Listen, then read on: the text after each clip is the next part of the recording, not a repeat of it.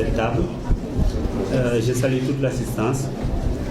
Elle a fait la présentation, donc je ne vais plus revenir. Mon intervention sera axée sur comment la police a analysé l'implication des médias dans ce phénomène nouveau qu'est le terrorisme. Parce que puisqu'on parle de médias et terrorisme, et qu'est-ce que les médias attendent de la police, quelle est la posture que doivent avoir les forces de défense et de sécurité. Donc je vais parler du rôle de sensibilisation des médias. L'on ne peut passer sous silence le travail abattu par les médias dans la première phase de sensibilisation et d'éveil des populations au phénomène terroriste. J'en veux pour preuve la couverture de la première conférence sur l'islam et paix, où son Excellence, Monsieur le chef de l'État, a invité tous les chefs religieux à s'impliquer dans le combat. À mon humble avis, cela a beaucoup participé à la prise de conscience de bon nombre de nos concitoyens que le terrorisme était avant tout un combat de tout un chacun. Je passe maintenant au rôle de régulation des médias.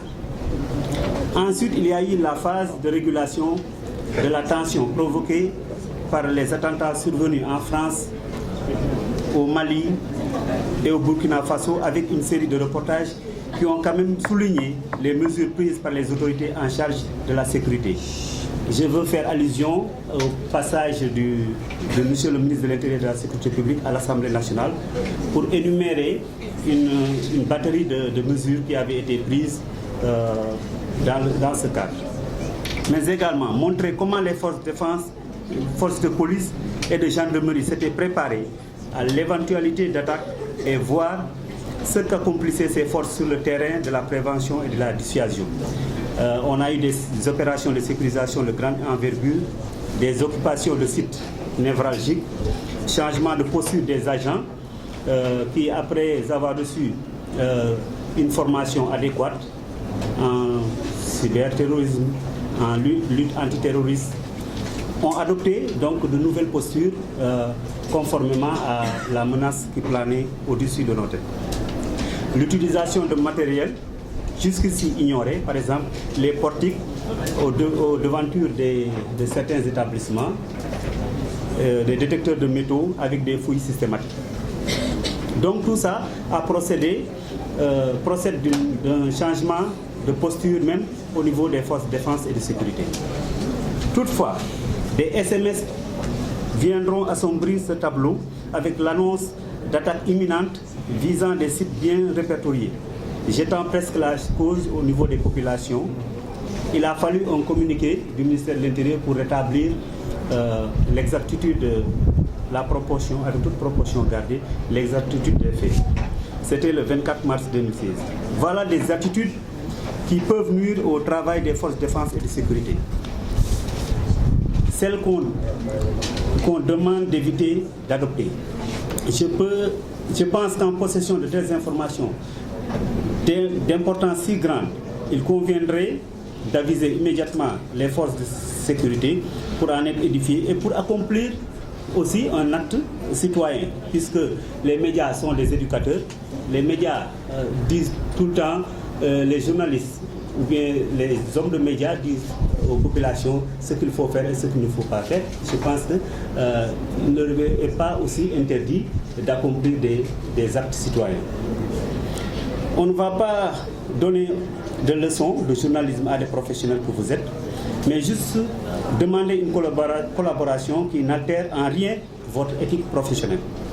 La deuxième forme d'attitude à éviter est l'utilisation abusive d'experts en lutte antiterroriste.